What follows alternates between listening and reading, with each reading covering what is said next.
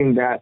But what we refer to as the middle belt, my guest this morning is one person who takes time to look at the issues and thinks about them critically and analyzes the issues and sometimes gives early warnings as to what could befall us. My guest is a policy analyst, public affairs Chima Christian is joining us in this conversation this morning. Thank you so much, Chima Christian, for joining us on the conversation Eagles Outlook. Good morning, Mihanacho, and thanks for having me here. It's good to have you again. Always a pleasure talking with you. The last time we had a conversation, you were raising an alarm as to, Nigeria's our unpreparedness for the census, and somehow seems like that alarm was raised early enough to see that the census was, suspended. Now again, you come out with, I read your pieces on and your thoughts on the Middlebelt region and what your thoughts are. Do you think, it seems like you're worried about the security breaches and the level of insecurity coming out from the north, rather from the Middlebelt area, to be one that would, maybe overwhelm the country. How did you arrive at this conclusion? And walk us through, your thoughts on what's brewing in the Middle Belt, as you put it. Okay, my earliest interaction with the Middle Belt was, I think, in 2015 or 2016, when I don't know how many of us will recall that there were incident killings in Agatu, where there were Agatu massacres shortly after President Buhari's inauguration, or well into 9 or 10 months well into his administration. And so from them, I've continued to study, but not with any particular interest, but news reports of killings, invasions, often reported as a herdsman issue, farmer header crisis, and you see a lot of terms for that. And it continued to become worrisome because every day you see the news almost repeating itself. Agatu had been also visited with violence repeatedly. And not just that, but there are other communities like that in the Middle Belt. And as it concerned Nigerian, it began to worry me. Why is this happening? What is really happening? Why has it defied government intervention, if any? But I left it at that, at the level of curiosity and at the level of shaking my head every time I hear news like that. But eventually last year there was a turning point, and the news became unbearable for me. And I said, look, someone has to look into this and really understand what is going on. So I began private and district inquiries into what's going on. Anytime I have spare resources, I travel, I go to the Middle Belt, I visit communities that have been attacked, and this is without, of course, media fanfare. You won't even see it on any page of mine. I sometimes interact with people who have lost loved ones, people who had been macheted, people who narrowly escaped and are recuperating. I visited a lot of IDP camps in Nasarawa, in Benue State. There are also planned trips to other parts of the Middle Belt just to get a hang of what is happening.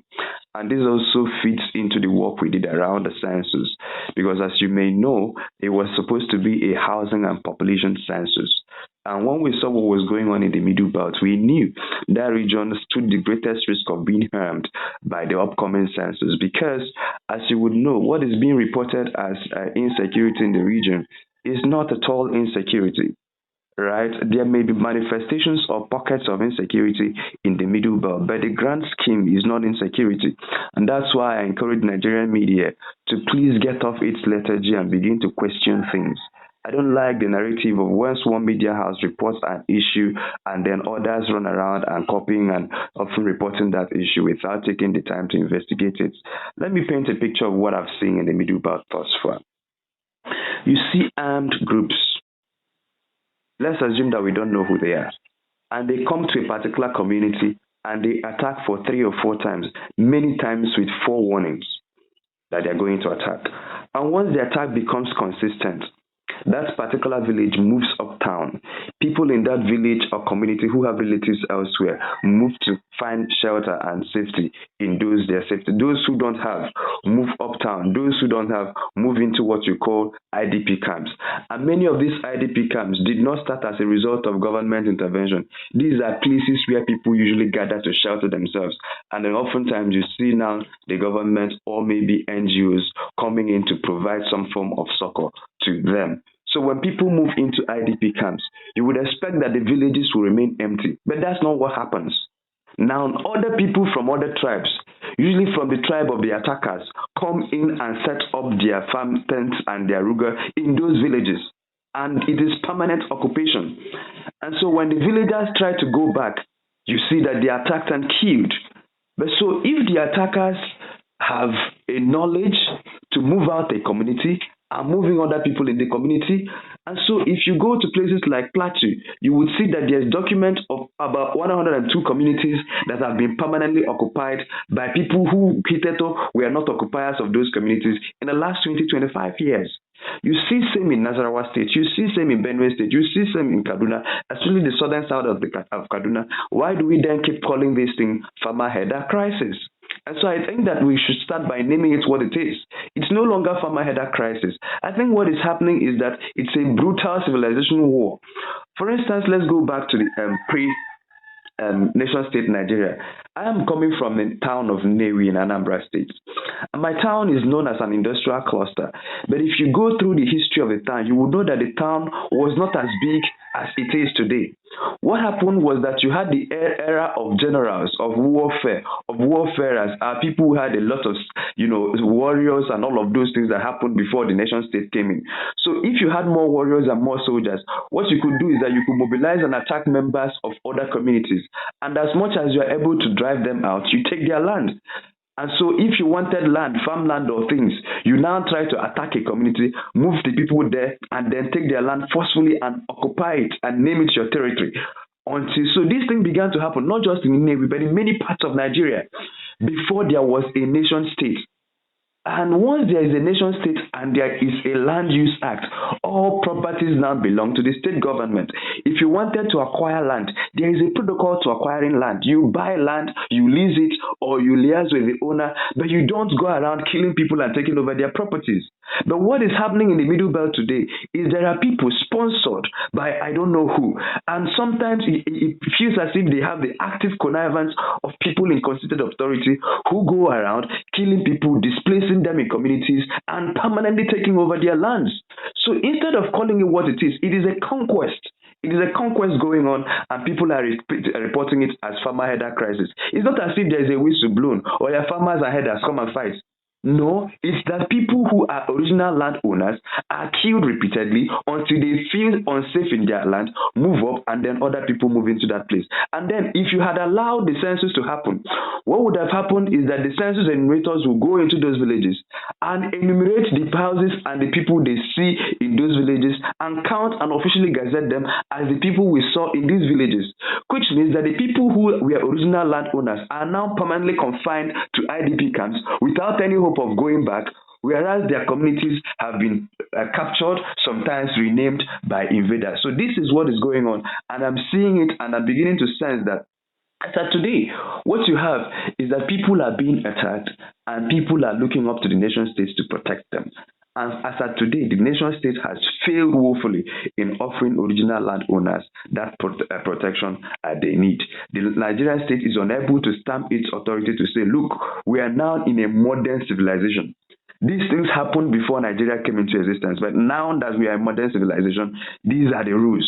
Unfortunately, Nigeria is unable to enforce its rules, and that's why I'm beginning to sound early warning that the time will come when people will now lose their confidence in the nation state and will resort to self-help, as you've seen in Southeast, as you've seen in South-South, as you've seen in Northeast. And then when usually that happens, they begin to attack all elements of state structure. They attack the police, they attack the military. They don't want to see you because what they will usually say is when we were being killed, where were the military, and now what is happening. So usually that's the where it starts, but it doesn't stop there. Let me pause for a while for now, my dear brother. This could be this could be described as some level of fear mongering and all. And some people would say, look, we're trying to stoke what isn't actually happening, because these areas, the area referred to as the Middlebelt is the north central area, and most of these states have witnessed levels of insecurity. You're not the first person to raise the alarm as to some of these attacks being orchestrated to grab lands and all.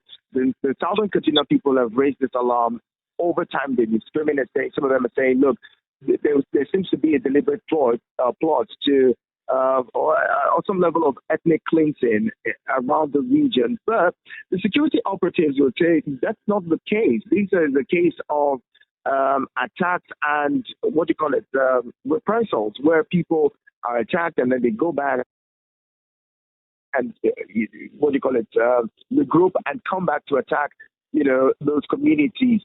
Well, how do we draw a line between actual insecurity that is fueled by conflict between communities and ethnic groups because this is not peculiar to the North Central. Just recent, we've seen this similar ethnic conflict in the South region, in Cross River, for instance, in Ebonyi as well. We've seen that. So how do we draw the line between natural ethnic conflict and then this sort of ethnic cleansing that yourself and other people have raised alarms over? Well, the thing is this, that what I like doing is what I call, or what researchers call, root cause analysis. So every now and then you keep hearing news of killings, farmer header crisis, this community attack, this number of people killed, this number of people displaced. What you want to do is, what is the root cause? What's the root cause of this problem? And you begin to ask questions and you begin to investigate. And then if you ask questions long enough, answers will begin to come. And once you place those answers on any analytical tool and begin to crystallize your findings, then it begins to point you towards a particular direction. And then, like I wrote yesterday, or was it 2 or 3 days ago, I said there are many other manifestations of insecurity in the North Central region. Today, I'm limiting my answers to North Central, which is where I've spent at least the last 7 to 8 or 9 months investigating what is going on, both collecting secondary materials and actually doing on-site visits myself, making sure that the figures or things I get online is consistent with the things I'm hearing on ground. And where I find those inconsistencies, I try to reconcile the differences, right? So yes, you have, by the way, the process of civilization is usually a gradual and a slow process. There is no way there will become one bang. Before Nigeria came to be, you had ethnic fiefdoms, towns, clans. They had their own administrative style and structure. And then you had your usual ethnic, even within one big ethnic group, you still have your intercommunal clashes within the ethnic setting. And then when you have multiple ethnic groups cohabiting in one place, you usually have that strife for land, for resources. You still have boundary disputes scattered all over Nigeria.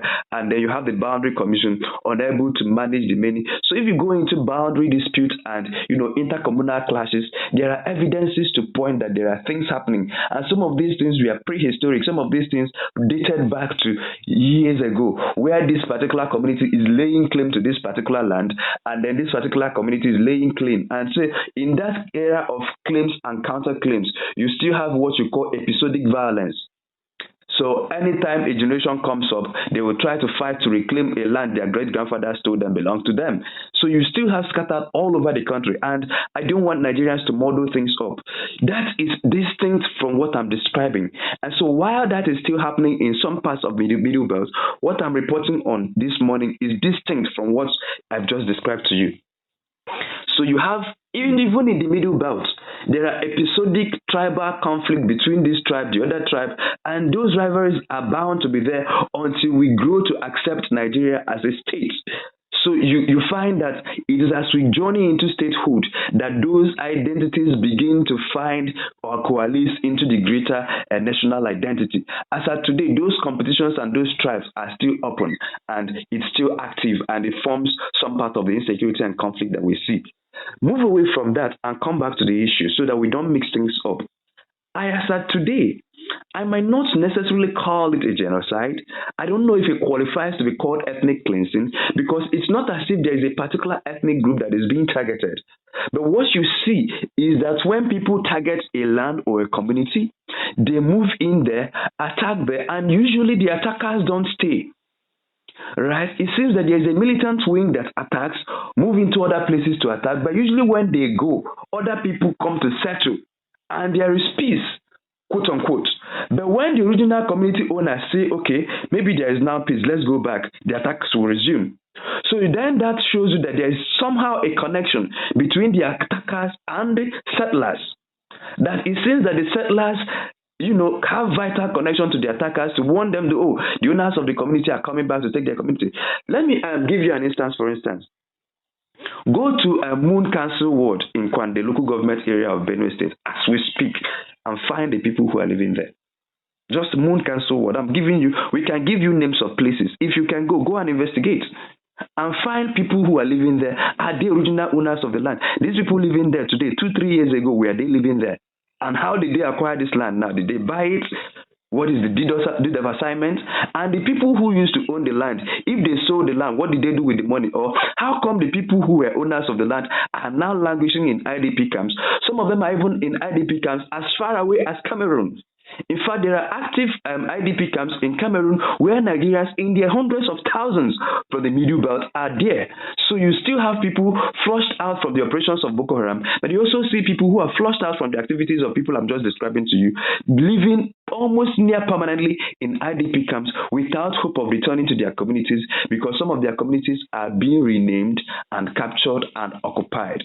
So this is not fear-mongering whatsoever. And what I've tried to describe to you, I'm also trying to limit my language and to moderate my intonation so that it doesn't spark off anything. My goal here is not to spark off ethnic rivalries or any of those things. That's usually not my goal. My goal is to bring the attention of the Nigerian public to say, look, this is what is happening. How then can we collectively design a solution to see that the rights of indigenous landowners are protected? And then that we factor also in the interest of these people. Whatever their interests are, if their interest is that they don't have land, how can we find intelligent modern day answers to some of the questions occupying their minds? Because I also think, what could be the agitation of these attackers? What could be their motivation?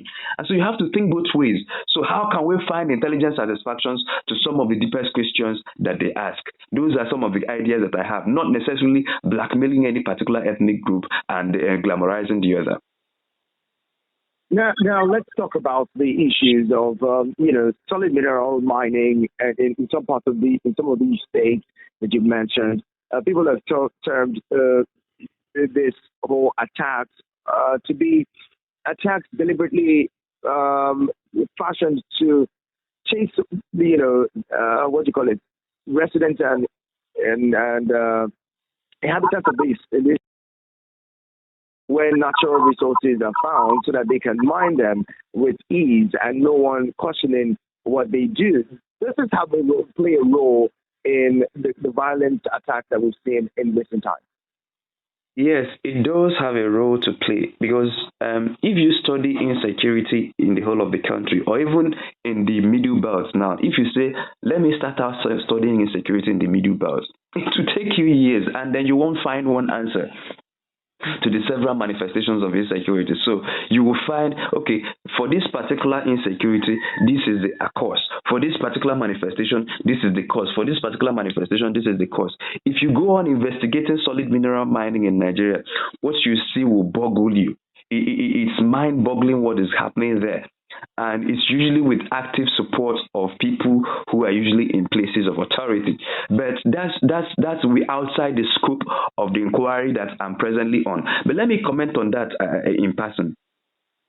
You see, Nigeria's Land Use Act and Nigeria's laws have made it so much so that once solid mineral is found in your land, that land ceases to become yours. That land again, I'm not sure. I have to refer to our constitution. But I think what it says is that all these minerals are sequestered and are in the care and the domain of the federal government. Right? So that if I have a house and then, for instance, solid mineral or crude oil or natural gas is found in my land, that land automatically becomes national asset instead of mine. So it moves from my ownership to government ownership. So what you also find going on in these villages is that once there seems to be discovery of any natural mineral, gold, bauxite, ores, all of those ores, name them. Once they are found, it seems like even if the nation states, which is the Nigerian military and the Nigerian police and the Nigerian security apparatus, is unable to cordon off the land to begin extractive processes, that there seems to be speculators or mineral miners, gold diggers you might call them, or whatever name you will, then they begin to acquire the services of armed personnel to scare away members of the community, take over their lands, and begin mineral exploration activities. So that is distinct, and it's ongoing in several communities, even yes in the Middlebelt. And then not just in the Middlebelt, some other parts of the country. So that is distinct. I have not had the resources enough to investigate that. So yes, I agree that it is happening, but it's quite distinct from what I'm describing to you this morning. So if you go to Middlebelt, you will see several manifestations of insecurity and several causes of insecurity. And then when you want to ask, why is this farmer header crisis happening? And even in the farmer header crisis, you will still see deliberate, not deliberate, but sometimes things stemming from mismanagement and mistrust. For instance, you will see a community attack headers and then headers retaliate. So that's happening also. So there are several places that you find that, but that's usually not what's happening always. So you find that, and then you also find something that looks like, people coming in, take over land and settle there forcefully. Very well said. The conversation continues. Just stay with us. We'll be talking some more right here on your radio experience. You can count on, but also bringing you in to share your thoughts with us, and we'll talk some more solutions because my guest is not one who just talked about the problem. We'll talk about solutions as well and advise federal government on what to do with all of these issues that we're seeing. How can we, reduce the levels of insecurity that we've been experiencing across country and the kind of support that we're seeing coming from even citizens in the country. So we're talking to more with Chima Christian, who is a good governance advocate, a public policy analyst, as well as public affairs commentator, joining us this morning. Keep it with us. Eagles 102.3. Thank you for staying with us on Eagles Outlook. This is your radio experience. You can count on Eagles 102.3. And this morning we're talking regional insecurity that we're dealing with in the country. Seems like it's becoming something else. The Middlebelt, the subject of our conversation this morning. My guest is one who's done extensive work, researching the area, and he's speaking, letting us in on what his concerns are regarding the North Central region, where there seems to be some sort of conflict and violent attacks on communities, chasing away community dwellers and then, somewhat replacing them with others. The conversation continues. We'd love to bring you in the conversation. Feel free to call 090-7353-0044. That is 090-7353-0044 and 090-8766-8888. That is 090-8766-8888. You can send SMS and WhatsApp messages to 090-9705-4450. Now, Chima, let's quickly address these killings and attacks that may even snowball into something else, like you predicted.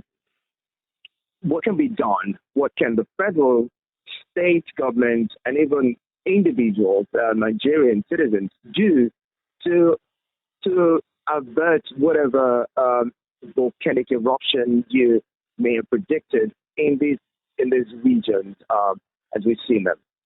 So the first duty of the state is to restore the confidence of the people in the ability of the state to protect them. right? Nigeria has state institutions, the military intelligence, the police, all of the whole gamut of Nigeria's apparatus, right? And so that apparatus must work for the people and must be seen to be working for the people. As at today, usually when people have problems of this magnitude, not just in the Middle Belt, anywhere around the world, the first person they call onto is the establishment political platforms. And so that was why I wrote before the elections that the Middle Belt will first respond in the ballot and then eventually in the bullet, which is the only language the oppressive states listen to. So when people have problems of this magnitude, they begin to call on their senators, on their lawmakers, on their governors, on the political establishment, on the, all of those things. And the idea is for the government to run to their rescue. And when consistently, especially over an extended period of time, the government fails to run to the rescue of the people, people begin to see government as part of the problem. And once people get to the point of losing total confidence, that there's a total collapse of confidence in government, the next thing that happens is self-help. And as of today, if you've traveled around the country, you would know, because there was a time I said that, look, for insecurity, the people can mint terrorists faster than the government can kill. We are 220 million people, population according to recent estimates, and then you have a lot of people unemployed. Not just you have a lot of people unemployed, hungry and angry. And then if you're unemployed, hungry and angry, and then you have growls against the Nigerian state, once there comes somebody who's going to mobilize you, who's going to give you guns and give you a purpose, that's usually easy to happen.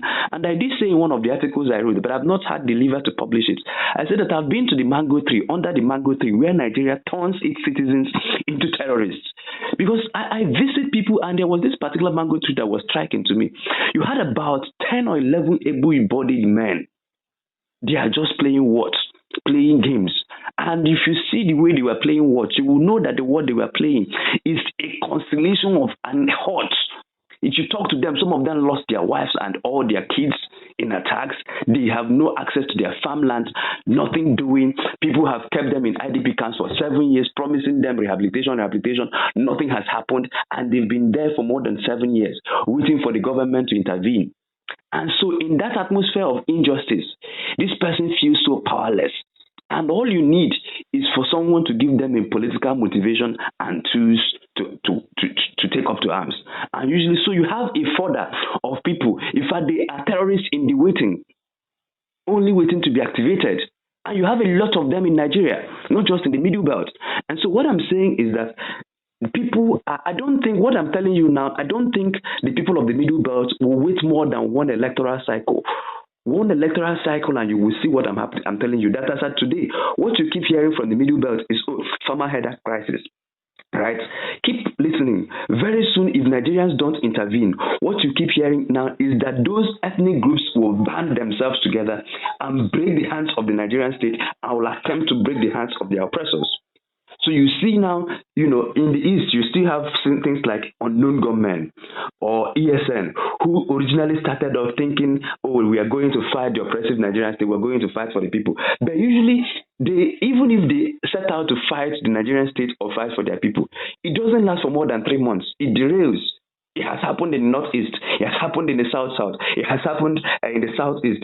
In fact, it has happened in Colombia. Anywhere you study conflicts of this nature, when people start out to fight against the states, usually the first 6 months, 3 months after that, they derail. And then the issue with Middle Belt, why it's going to be worse than all the other places you've seen, is that already in the Middle Belt, there are manifestations by God's design, many ethnic groups, different ethnic groups, and these different ethnic groups have competing interests and have prehistoric animosities to grind. So if you go to Benue today, you will still see many competing ethnic groups. Now, what will happen when you begin to have ethnic militias? So once they start fighting the Nigerian state, very soon they will now start fighting old tribal wars with new tools. So it becomes so convoluted that they are not just fighting against the state, that they are also fighting against each other, and then no actor, no policeman could come to mediate because you will be a target. Again, yesterday or 2 days ago, you saw what happened in Imo State. And we're now beginning to paint pictures that things like that could spring up and get worse if we allow it to start in the Middle Belt. So yes, Nigerian states should start by saying there is a land use act. If you want land, acquire it according to the law. Nigerian states must go back to those communities, find out those communities, unearth those people, and bring back the original owners of landowners.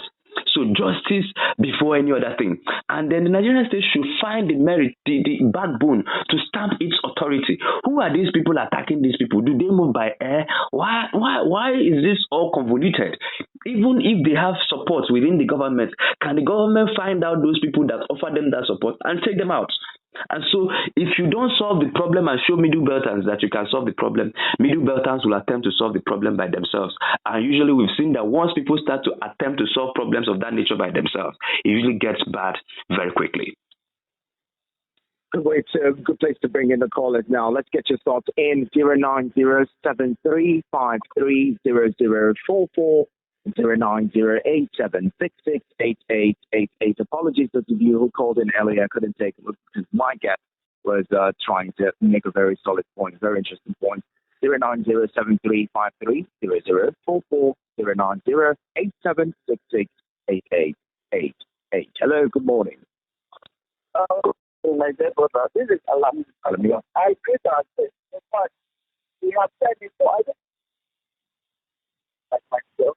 You see, I have always said this, that we need to get of Nigeria in the way, taking also the stand around the Nigerian way very tightly.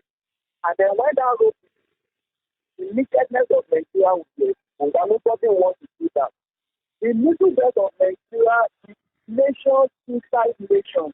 I stand to be corrected and said that there is no other region that houses this, and so much different ethnic groups, like in the Middle Belt. And then when you now have, over the years, we have been marginalized politically, infrastructure-wise, and in all ramifications, and you have elements of land grabbers, some of our routine to extent, you are not so, the Marutin extent coming into, I want to use Plateau as an example, now when you go to some communities in Plateau, you see that there is this and then some try to name some certain communities in Plateau in under the Fulani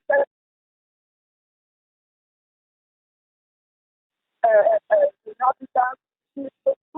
I stand to be corrected. So when you are outside, whether they have any outside, it's not the Plateau. So when you now have communities that is being named, you're trying to name a community in the outside and Fulani name, it will not stand. That is one of the reasons, that is what is going on in Plateau and so many other more central zones. We are facing threat from Marutin, together, something to start to drop our land, and the government has not really managed it enough.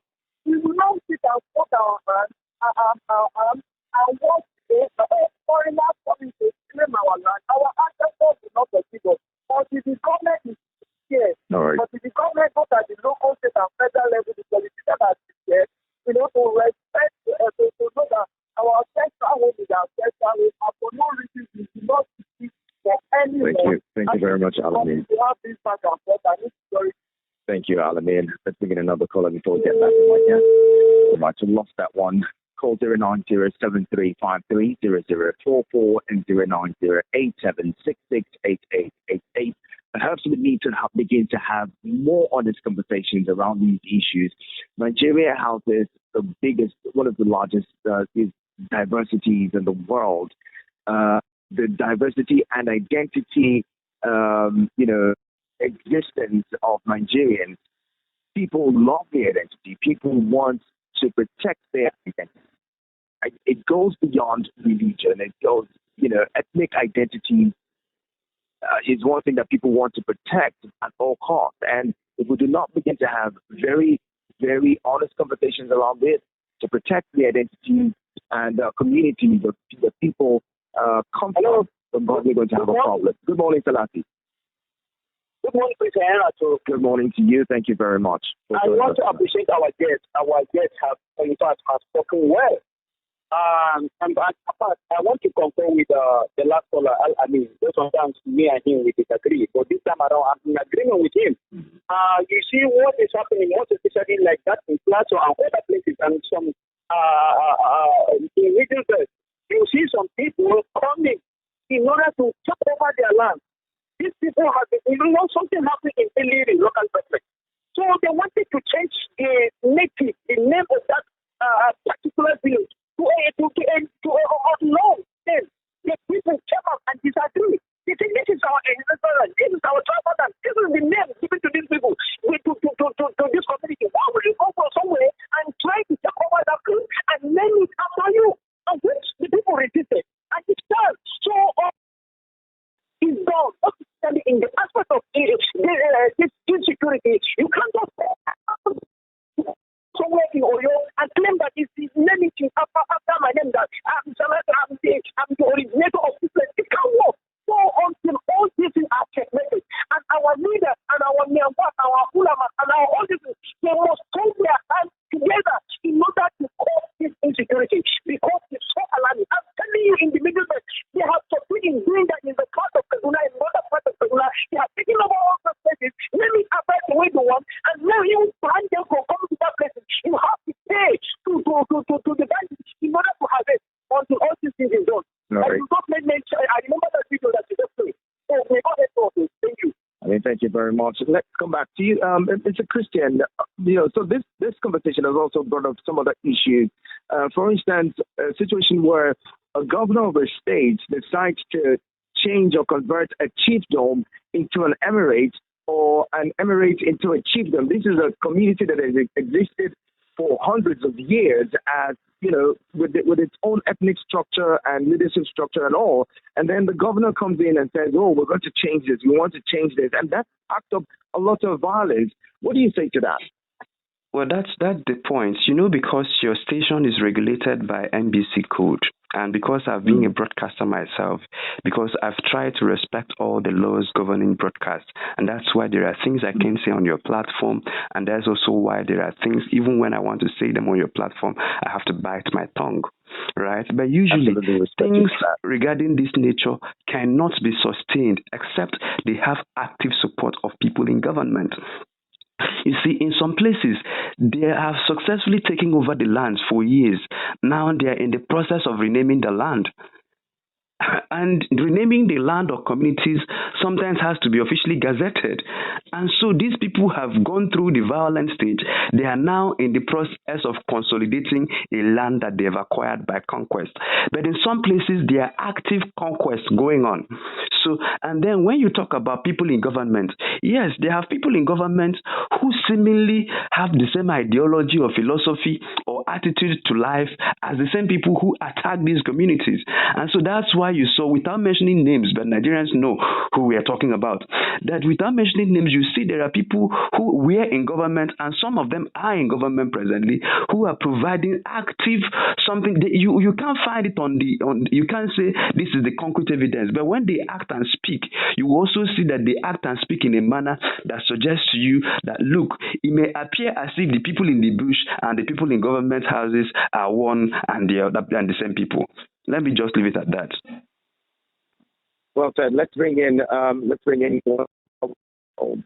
think that this would be a good place to wrap up the conversation. But what would be your final thoughts as we wrap up, Mr. Christian? I really need us to land, take something back, especially those in government, those in authorities who may be listening.